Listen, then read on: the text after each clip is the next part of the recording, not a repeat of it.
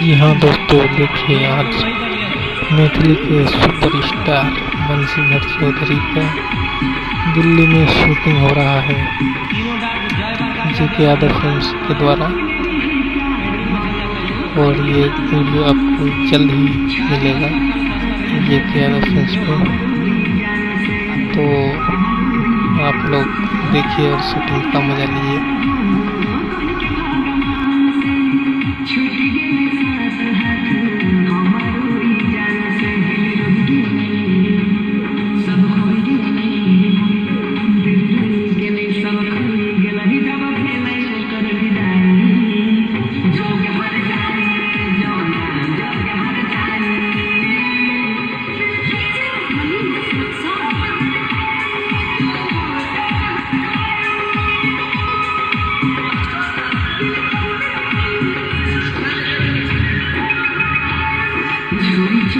बंसी धर के सोनू के रब